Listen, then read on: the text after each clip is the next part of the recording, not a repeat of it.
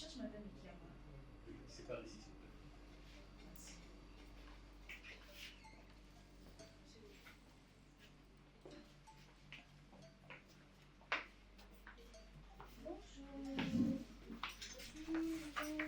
Madame Ikiama. Vous allez bien? Oui, je vais bien.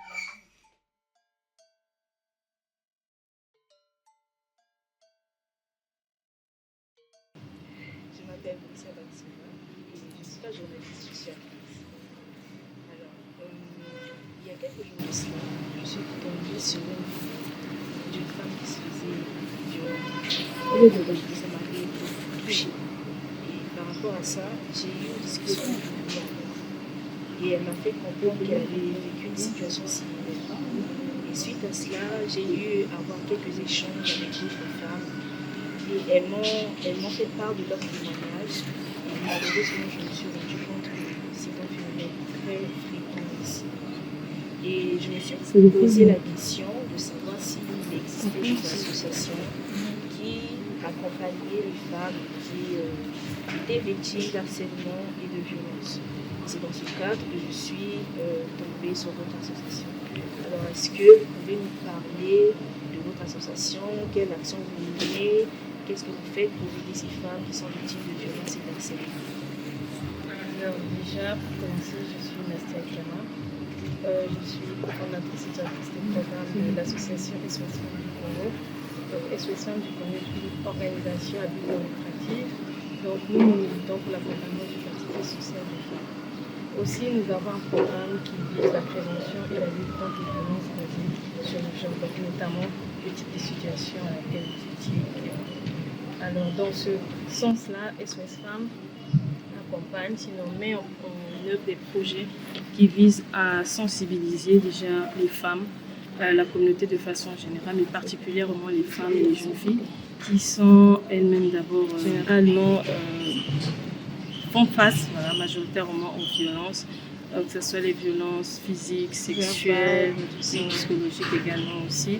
Et SOS Femmes, nous sensibilisons déjà pour que les femmes puissent déterminer les différents types de violences, car ce que nous avons constaté, c'est que la plupart des femmes, elles sont victimes et elles ignorent qu'elles-mêmes elles sont victimes de violences, surtout quand il s'agit des violences conjugales. Donc nous allons dans les grandes artères de la vie, que ce soit dans les marchés, dans les écoles aussi, en ce qui concerne les violences au milieu scolaire. Donc nous sensibilisons aussi les jeunes filles ou encore les élèves de façon générale sur les différents types de violences, mais aussi sur la loi Mouébara qui permet au jour d'aujourd'hui à toute femme congolaise de se défendre, parce que la loi elle permet aussi de telle sorte que si tu es victime de violence, on puisse condamner ton bourreau. D'accord. Vous accompagnez ces femmes juridiquement si elles veulent porter plainte contre leur agresseur? SOS Femmes fait d'abord la prévention, comme je vous ai dit, et nous faisons ce qu'on appelle un accompagnement médical. Donc nous faisons une prise en charge médicale, uniquement médicale. Donc pour les femmes qui sont victimes de violences physiques ou encore de violences sexuelles, nous accompagnons, nous faisons cette prise en charge, que ce soit pour l'obtention du certificat médical, parce que si la femme veut aller jusqu'à la plainte, il faudrait qu'elle ait les preuves. Donc c'est au gynécologue de lui délivrer un certificat médical, et SOS Femmes prend en charge tous ces examens-là. Voilà. Est-ce que les femmes qui viennent de votre association arrivent à s'en sortir psychologiquement? Toujours dans le cadre de la prise en charge médicale, au-delà de l'obtention du certificat médical, nous faisons aussi ce qu'on appelle une prise en charge psychologique. Donc nous payons les frais de consultation pour le psychologue, dans l'espoir que la femme... Vous savez aussi, la reconstruction, sinon la guérison, quand on est survivant de violence, ça prend du temps. D'accord. Donc nous sommes conscients de ça, et aussi avec nos partenaires techniques et financiers, ils nous accompagnent dans ce sens pour la prise en charge médicale. Maintenant, pour la prise en charge judiciaire, SOS Femmes ne fait pas cette prise en charge, mais nous travaillons avec d'autres associations qui, elles, sont spécialistes de cette prise en charge judiciaire. Quelles sont ces associations? Malheureusement, je ne peux pas citer des noms, parce qu'ils n'ont pas été contactés. C'est pas grave. Est-ce que vous avez déjà reçu des femmes qui ont réussi à s'en sortir, qui ont réussi à passer à autre chose? Bon, vous savez, je l'ai dit tout à l'heure, la reconstruction, c'est vraiment un processus. Voilà. Quand on a été victime, moi je vais plus parler de violences sexuelles, notamment le viol. Ça reste ancré en nous à vie. Dire que s'en sortir, c'est un bien gros mot, Parce qu'il peut y avoir des moments où, surtout quand c'est l'anniversaire de l'événement, tu peux avoir des crises. Voilà, en fait, ça te traumatise à vie. Mais nous, dans le cadre de la reconstruction, avec les psychologues que nous avons, nous accompagnons les femmes à aller au-delà, à se reconstruire. Et aussi, on peut l'accompagner avec les activités génératrices de revenus. Parce que c'est comme je l'ai dit, généralement, les violences touchent particulièrement les femmes vulnérables en situation de précarité ou encore les femmes en situation de handicap. Nous visons aussi, parce que vous savez, dans la reconstruction, il y a aussi ce qu'on appelle l'autonomie financière. Donc, quand on est autonome financièrement, ça joue également sur le mental et ça te permet voilà, de prendre la vie comme elle est, bien sûr. C'est les femmes de tout type d'âge qui viennent dans votre association. Mais après, tout dépend. Il faut d'abord connaître que l'association existe. Nous vivons dans une société où les violences sont sujets tabous. C'est pour cela que nous, dans la prévention, nous encourageons les femmes à briser le silence. Voilà, au jour d'aujourd'hui, il y a des acteurs, il y a des associations, il y a même au niveau des pouvoirs publics aussi, il y a des administrations qui sont là pour accompagner les femmes qui sont victimes de violences. Surtout qu'aujourd'hui, nous avons la loi MODA. Merci beaucoup, madame.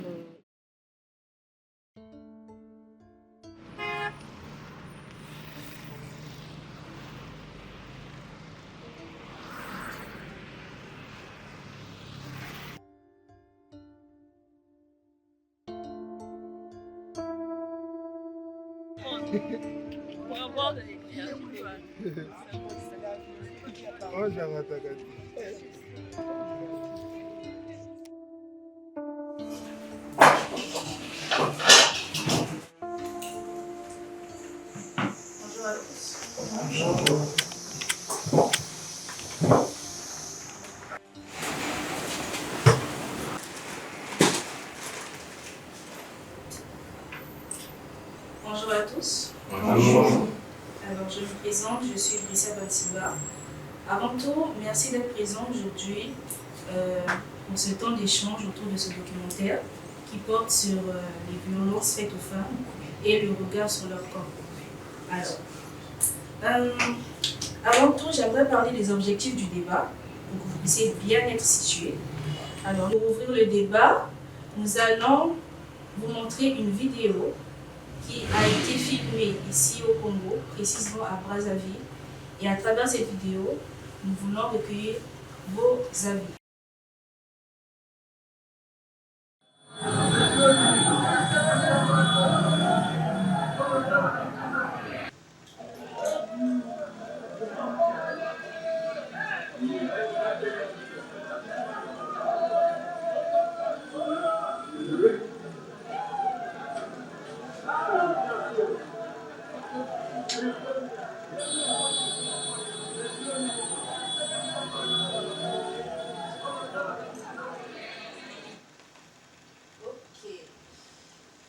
Alors, on a tous visionné la vidéo et par rapport à cela, je vais demander à M. Gardemont et M.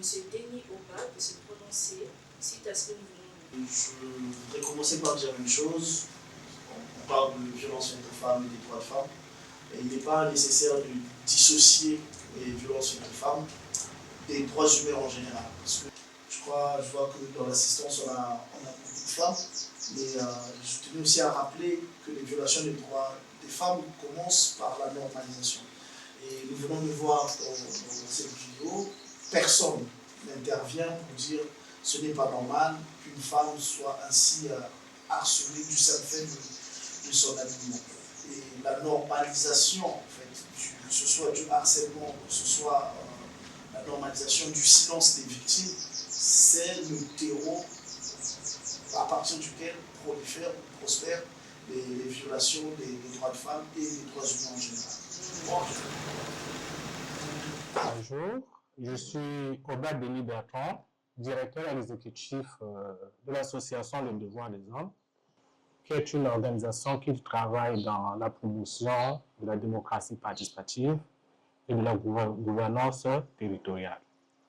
La femme est libre d'utiliser son corps, de s'habiller comme elle veut, mais je pense qu'il y a également des milieux où on ne peut pas avoir certaines tenues. Je prends un exemple simple. Si on vous invite Par exemple, à la présidence, vous n'allez pas partir avec une marinière. Il y a une tenue appropriée qui est destinée à un milieu donné. Donc, ce qui revient à dire que pour nous, droits de l'homme, oui, droits humains, oui, mais également, il faudrait que nous respections nos mœurs. Pourquoi je le dis? Parce que dans notre société, il n'est pas permis qu'un enfant, une fille, un homme se dénude devant ses parents.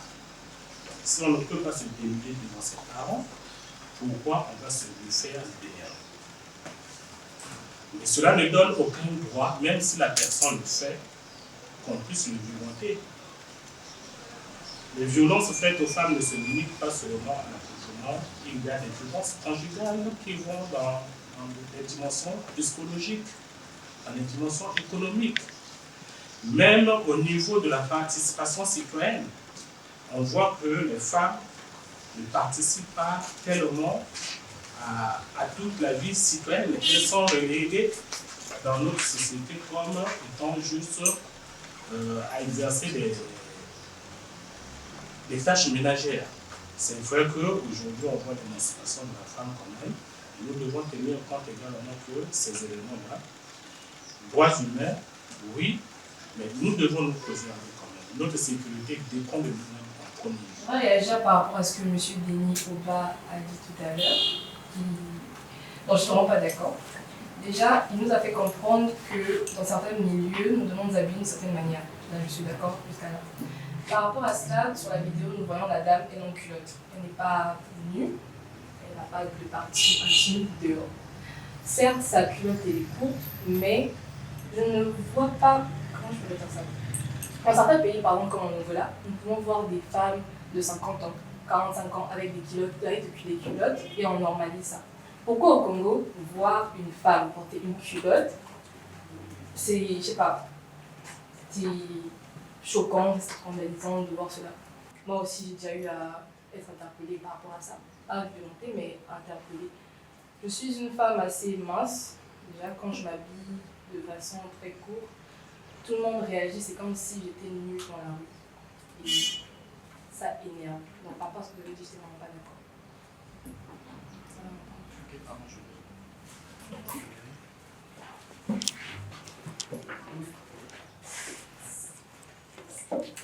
Ben, je suis d'accord avec ce que mon confrère a pu dire, c'est que on est dans une société où il y a des lois, où il y a des coutumes. C'est pour cela que quand on arrive quelque part, on doit respecter, on peut dire, l'engagement ou les valeurs que ces personnes partagent. Aujourd'hui, on est dans une société où quand une femme est habillée d'une certaine manière, en public, ça scandalise. De ce fait-là, ça fait un trouble à l'ordre public.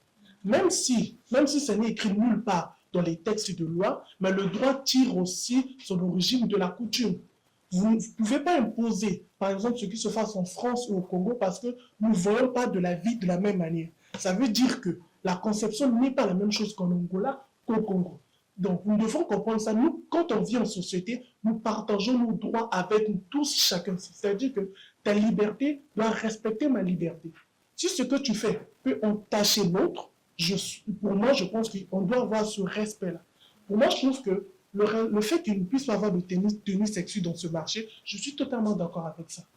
Je suis totalement d'accord avec ça. Maintenant, la manière dont l'interpellation est faite, pour moi, ça ne respecte pas les droits de la femme. Vous n'avez pas le droit, parce qu'une femme est habillée d'une telle manière, de pouvoir l'interpeller de cette manière. Il faudrait quand même respecter les droits d'une personne. Même quand on arrête quelqu'un, c'est pas parce qu'on arrête quelqu'un qu'il n'a plus de droits. Vous devez quand même respecter ses droits. Et je pense, comme je l'ai dit, on est dans une société où les droits de chacun doivent primer. Quand on est dans une société, chacun de nous laisse son droit à l'État. Parce que l'État aujourd'hui peut faire des choses sur nous et l'État a ce droit parce que nous sommes dans une société, on appelle ça le contrat social. Le contrat social, ça veut dire qu'on n'est plus dans un monde de barbarie où tout le monde est libre, on a des codes à respecter. Et certains codes, je suis d'accord que certains codes doivent être changés ou peuvent être changés, mais dans ce contexte précis, le fait qu'elle s'est habillée sexy, je comprends que ça peut heurter la sensibilité du public ou la sensibilité de l'ordre public, Mais je ne suis pas d'accord de la manière dont elle était interpellée. Ces jeunes n'avaient pas le droit de l'interpeller de cette manière. Ça, je suis contre cela.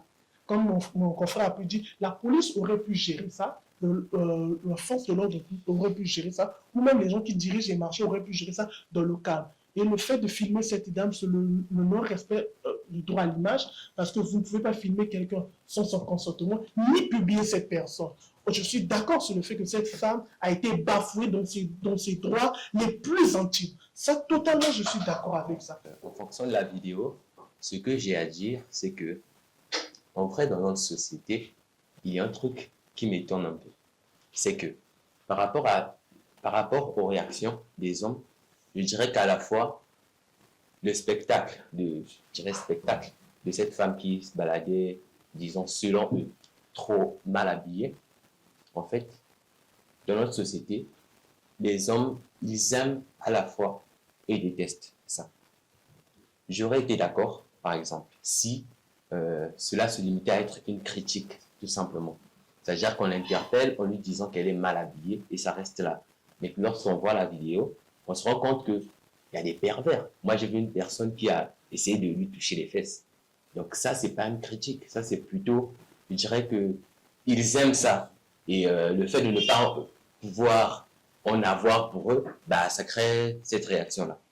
Après, il y a un truc que j'aimerais bien dire, c'est sur le débat des rapports entre les hommes et les femmes.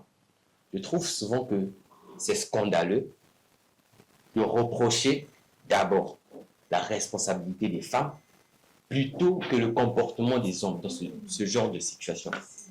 Parce que, à ce que je sache, la femme, comme tout être humain normal, a le droit de s'habiller comme il veut, tant que la personne n'est pas nue.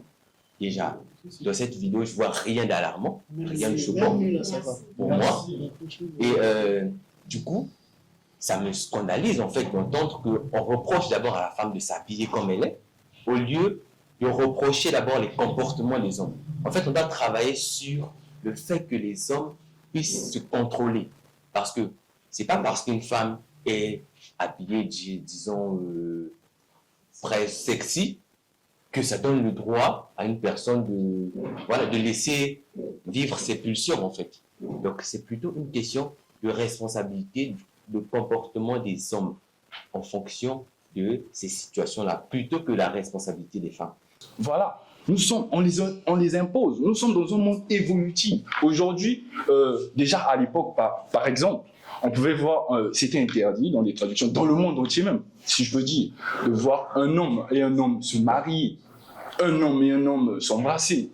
C'était une abomination, si je peux dire. Mais aujourd'hui, nous sommes dans un monde moderne, on trouve cela normal de voir, comment je peux dire, un PD même, si je peux prendre une telle expression, un PD.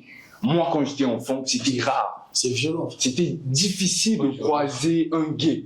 Mais aujourd'hui, dans tous les domaines, je peux dire, ils ont la parole, on les a valorisés. Parce que d'abord, faut réfléchir. Est-ce que nous sommes libres? Est-ce que nous avons la liberté? Si on est encore dans ces coutumes, déjà je vais dire, une coutume nuancée, diversifiée, qui a été changée par la colonisation, l'Afrique elle-même n'a pas gardé sa coutume. Parce que j'allais rebondir sur les mêmes propos exactement. Si on repart depuis l'époque, on se souvient qu'on avait des images de nos parents, là couvert, mais ici à l'air libre. Ça n'a jamais posé de problème. La coutume évolue, comme il dit, les choses évoluent. À un certain moment, les femmes ne pouvaient pas porter des pantalons. Aujourd'hui, on les met sans problème. Et les années évoluent et ensuite aussi la technologie en est venue avec. À un moment donné, ça se passe dans la tête, comme disait un zappeur. Si dans ta tête, quand je vois une femme avec un l'air libre, je vais bonder, c'est logique que quand tu vois une femme avec une culotte, tu bondes. Mais si tu te dis que c'est sans corps et on fait ce qu'elle veut, ça passe, ça ne te dérange pas. Je mets ma culotte, c'est moi qui mets ma culotte. Si toi, dans ta tête, quand tu vois une femme en culotte, ça te dérange, ça veut dire que toi, tu as un problème, logiquement. Pourquoi les mecs, ils ont le droit de rentrer dans le marché en cinglé culotte et nous, on ne peut pas. Je prends mon propre témoignage. Moi, je suis en train total chez nous, c'est à Brazzaville, avec une robe qui arrive au genou. Et simplement parce que, logiquement, ma robe était quand même assez moulante, j'ai eu des attouchements dans le marché total. Tu parles d'attouchements. Et les gens regardaient. Et ça, on va dire que non. Elle est venue allumer les gens dans le marché. À quel moment c'est écrit dans le marché qu'on ne doit pas rentrer avec tel ou tel vêtement? J'avais pas de partie intime exposée, j'étais mince comme cette dame. Peut-être même plus mince qu'elle à l'époque. Mais ça m'a créé des problèmes dans le marché. Et devant ces mamans, j'ai été touchée. Jusqu'à ce que je suis sortie de ce marché, j'ai fait 5 ans, je ne rentrais pas à Total. Et n'allez pas réagir. Non, personne n'a réagi. Personne. Personne n'a Là, les réagi. femmes. Personne n'a réagi. Au contraire, ça les faisait même plaisir. Il y a un temps, dans notre société, comme a dit ma soeur tout à l'heure, que les femmes ne portaient pas des pantalons. Il y a un temps où, quand la fille et la femme s'habillaient dans la rue, la police les ramassait, les emmenait dehors. À Brazzaville. Ah oui, oui. Vous n'avez peut-être pas connu cela, mais moi j'ai connu ça. Évidemment, la société évolue. Ce n'est pas parce que ceci se passe à X que ça doit se passer impérativement chez nous. N'empêche, nous devons comprendre une chose. La culture, les coutumes ne sont pas figées. Elles sont en constante évolution. Je pense qu'il faudrait laisser à chaque individu le libre arbitre de s'exprimer. À une certaine époque, en Afrique, on ne pouvait pas accepter que dans une table comme celle-là, qu'il puisse y avoir des femmes pour faire des débats. Mais aujourd'hui, il y a cette possibilité. Ce qui veut dire que même sur l'habillement, à une certaine époque, peut-être, c'était pas acceptable qu'une femme puisse s'habiller de telle ou telle manière. Et c'était par rapport aux coutumes qui nous étaient imposées. Je ne dis pas que je suis d'accord pour le fait de se dénuder ou s'habiller de manière sexy. Je ne dis pas que je suis d'accord pour cela. Mais n'empêche que ce n'est pas une raison pour s'attarder sur un individu, lui pointer du doigt, l'accuser de mal s'habiller. Pourquoi? Parce que je sache, il ne fait de mal à aucune personne. Il est dans son espace privé, il a décidé de s'habiller comme il veut.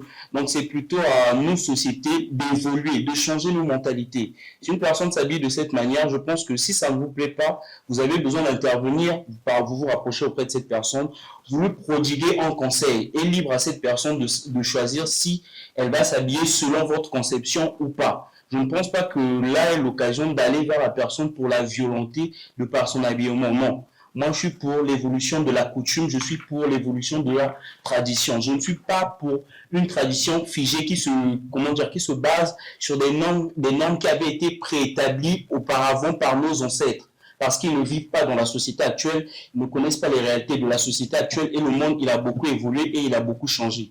Merci. Les Français ou les Occidentaux ont un certain mode de vie, une certaine évolution qui peut-être n'est pas encore arrivée à notre niveau. C'est nous qui ne voulons pas évoluer. Non, ce n'est pas que nous ne voulons pas évoluer. Chaque peuple évolue à son rythme. Oui, je suis totalement d'accord, excusez-moi. Mais on est d'accord que vraiment, on n'évolue pas au même moment. Non. On est tous dans le même pays, mais chacun a son rythme d'évolution. Oui. À quel moment on va décider ensemble d'évoluer si on n'évolue déjà pas ensemble là au même rythme? On doit prendre des décisions. On doit prendre des décisions. C'est à nous de dire, bon, on veut évoluer. Et c'est à moi de tirer mon frère, de lui dire, avance avec moi. C'est pour cela qu'il faut un débat qui clarifie ces questions-là. Tant qu'on ne le clarifie pas, chacun restera dans sa tête avec des fantasmes, avec des préjugés qui ne disent pas leur nom. Qu'est-ce que vous proposez, vous? Qu'est-ce que vous proposez là pour qu'on arrive à trouver une solution? Personnellement, je n'ai aucun problème avec cela. Mais vous dites une chose et son contraire. Non, madame, je ne dis pas une chose et son contraire. Si j'incrimine l'acte de porter atteinte physiquement ou psychologiquement à une dame, ça veut dire que je ne suis pas contre ça. Mais je prends en ligne de compte les facteurs sociaux et la mentalité des uns des autres. Encore des excuses. C'est ce que je voulais dire. À un moment, il faut qu'on arrête de se chercher, de s'inventer des excuses. J'ai dit ici que les violences faites aux femmes sont tolérées ou prospèrent parce que, justement, ce sont des violences qui isolent. On isole la victime, on la culpabilise et on l'expose. Comme c'est le même schéma répétitif qu'on a vu là sur la vidéo. Deux mecs, on ne sait pas d'où ils sortent, pourquoi est-ce que ça les touche autant. Ils arrivent, ils prennent la dame, la mettent de côté, ils l'isolent, la culpabilisent, t'es mal habillé, il faut que tu sortes de ce marché, t'es trop sexy, t'es trop jolie, t'as pas assez de fesses, ou t'en as trop, je sais pas. Et l'expose. l'expose à la vindicte populaire, l'expose à la colère de tous. À partir de ce moment-là, j'ai entendu, il faut faire société, il faut qu'on avance, mais j'ai entendu aussi les arguments qui ont tendance à culpabiliser la femme, à exposer la femme et à l'isoler. Pourquoi j'ai dit au départ que les violences faites aux femmes, c'était des violations des droits humains? C'est pas une guerre, on n'est pas sur un conflit homme-femme. Non. Il est de notre responsabilité en tant que société, en fait, d'arriver à dire ce qui ne marche pas au sein de notre société. Et j'ai dit, on ne peut pas être une société si on néglige les droits de la moitié de la population. Les femmes, c'est 50% de notre population. Donc, on ne peut pas. C'est peut-être même un peu plus. Après, comme solution, il faut visibiliser les violences faites aux femmes. Il faut les visibiliser, il faut en parler. J'ai lu récemment le rapport de l'association Cadi Assistance, qu'ils ont publié en décembre 2025. Mais le rapport ne parle que des viols. Ils ont constaté, en analysant les données de la police et des services de santé, ils ont constaté qu'on est passé de 103 viols en 2023 à 123 viols en 2025. Ça fait à peu près un nouveau cas de viol chaque mois sur les 2 ans. Mais ça, c'est vrai pour ce qui concerne les viols. Mais pour le genre de situation comme celle qu'on vient de voir, pour les attouchements, et déjà sur le viol, je ne suis pas d'accord que les données soient... Je considère que les données ne sont pas exhaustives parce que lorsqu'une femme va porter plainte pour viol, on lui dit c'est ton mari, vous vivez dans la même maison, il ne peut pas te violer. À partir de quel moment comment on fait pour visibiliser les violences faites aux femmes? Comment on fait pour parler de ce que les femmes subissent? Vous avez parlé aujourd'hui des attouchements que vous avez subis dans le marché, mais comment on fait pour en parler au plus grand nombre? Pour dire, c'est pas la faute de la femme, mais c'est la réaction qui n'est pas normale. Et la réaction des mamans du marché, elle n'est pas normale. Les mamans, elles peuvent se lever et dire non, vous n'avez pas le droit de la sortir du marché. Et on se souviendra surtout aussi du silence complice des gens qui regardent le mal se faire. On peut être d'accord que les violences faites aux femmes, c'est un mal pour notre société, mais si on ne fait rien pour changer la société et faire évoluer la société, on se souviendra de notre silence à ce moment-là. C'est bien de citer la loi Mouebara, mais depuis qu'elle a été votée, qu'est-ce qui est mis en œuvre pour réduire les violences faites aux femmes? Il faut un programme national pour l'élimination de toute forme de violence faite aux femmes. Des droits humains en général, parce que les droits humains sont universels. Ce sont les mêmes pour tous et toutes, ou ce ne sont pas. Et lorsqu'on parle de cet énoncé-là, priver une femme du droit à l'éducation, les mutilations génitales, le mariage précoce, ce n'est pas de la tradition, ce ne sont pas des violations des droits des femmes uniquement, c'est des atteintes faites aux droits de toute l'espèce humaine.